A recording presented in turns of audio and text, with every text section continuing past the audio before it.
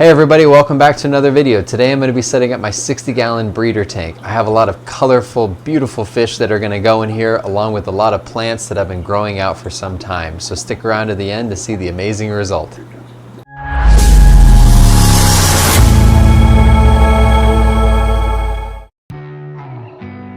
I'm going to be painting a couple tanks at the same time, my 60 breeder and my 40 breeder. I generally just paint them with a paint roller and use regular latex paint.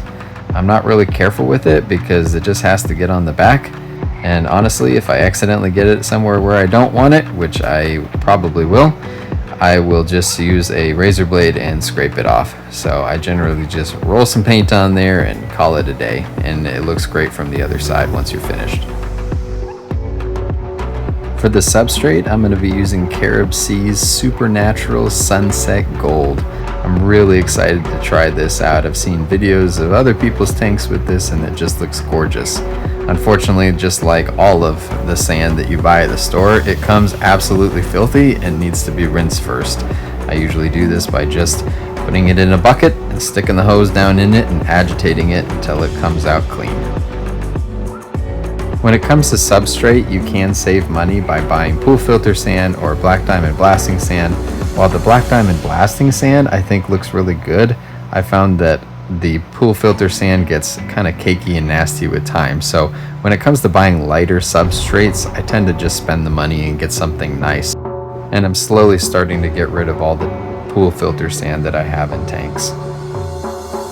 I'm going to start by putting lava rock in sandbags and putting them on either side of the tank. This is part of the aquascape that I want to build. This is going to help elevate each corner of the tank and give me kind of a valley in the middle.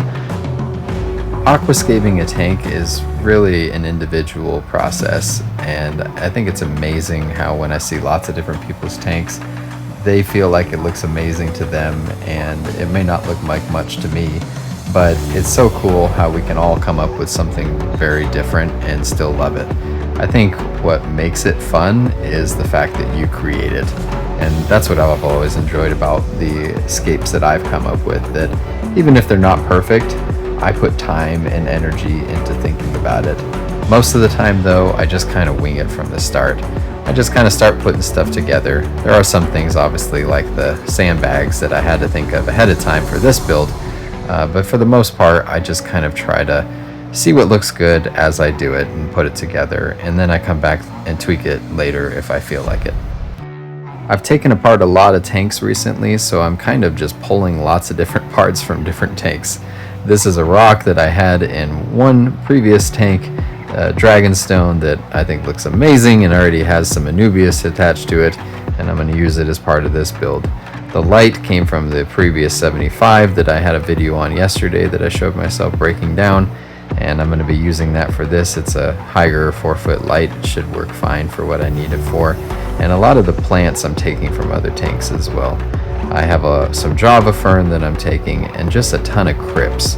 One of the reasons why I'm using crypts is because I've had the fish that I'm putting in this tank for a while, and they tend to tear up plants a little bit. So I think what I'm going to do is just kind of stick with some tougher, hardier plants. I also have a big Anubias that I'm going to put in here, and lots of different plants that I don't think that they're going to bother too much. For filtration, I'll be using a Flugel 307, which should be more than enough for what I need for this tank. I try to just add the water nice and slow and then speed it up as it gets more and more full. I'm not too worried about all the plants floating to the top. They seem to do okay. They had very long roots, well-established roots. Plus the sand was easy to plant things in, but I don't want to disrupt it and make it too cloudy anyway. I'll be using the same lids on this that I use on most of my tanks, the polycarbonate greenhouse sheeting that I get from Home Depot around here, Lowe's, other hardware stores. I'm sure you can get it, but it's great for allowing light through and holding in heat. For my heater, I will be using a 100-watt Aquarium Co-op heater. They don't make them anymore, but I still like them, and I have a few of them around. Well, I think you've waited long enough for the big reveal. I'm going to let this settle for a day, and I'm going to show you what it looks like when I'm done, and show you what fish I'm going to put in it. You're going to love it.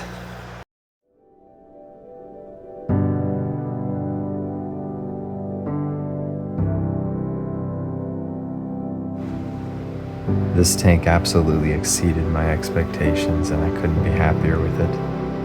In here we have an assortment of barbs: cherry barbs, Odessa barbs, longfin rosy barbs, and gold barbs, as well as one paradise gourami and a few coolie loaches. I absolutely love how the sandbags added that elevation to the back corners, and the black background makes it seem like it drops off into infinity.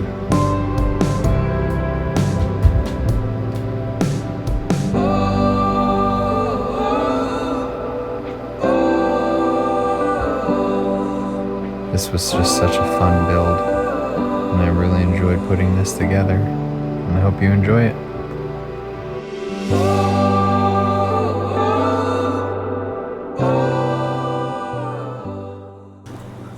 Man, that tank turned out great. I'm so excited about it. I've got many more tanks to set up, and I'll be making videos on each one. So thanks for watching, and I'll see you in the next one. Fwishlist out.